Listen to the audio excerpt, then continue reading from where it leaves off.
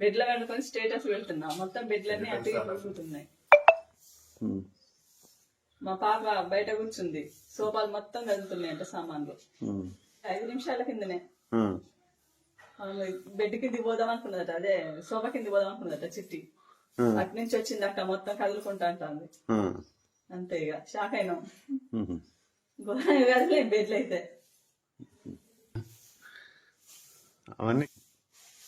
అమ్మాయి ఈడ కూర్చుంది, మేము బెడ్ లో ఉన్నాం. ఆయన లేపుతున్నా అనమాట, పాపకు కవర్ ఇచ్చేద్దురా అని లేపడానికి వెళ్ళి బెడ్ లో పడుకున్నా.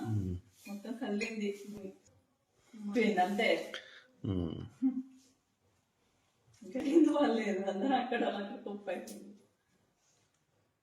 మా ఇంటి వరకు వచ్చిందా మరి అంతకు వచ్చింది. 7:27 సుమారు 7:27 సుమారుకు కమలాపూర్లో ప్రజలంతా భయభ్రాంతులకు గురైనరు. ఇంట్లో ఉన్నటువంటి బోళ్ళు, తర్వాత ఇంట్లో ఉన్నటువంటి మొత్తం అందరూ కూడా భయభ్రాంతులతో బయటకు ఉరికొచ్చినటువంటి పరిస్థితి ఏర్పడ్డది. 2 సెకండ్లు భూకంపం వచ్చినట్టుగా భూకంపమే అని మేము అందరం కూడా బయటకు వచ్చినాం. భూమి కంపించి 2 సెకండ్లు కనుక ఇంకొక 2 సెకండ్లు వస్తే ప్రాణ నష్టం జరిగేది.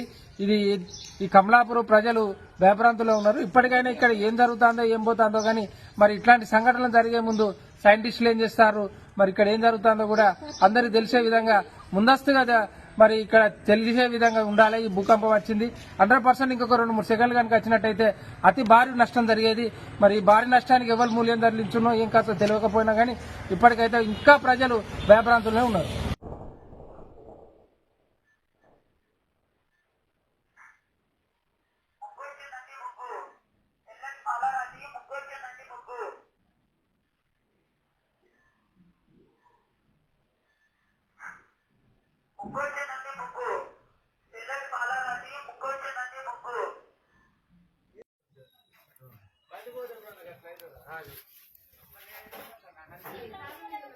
ముసలి అటు ఉరికేస్తా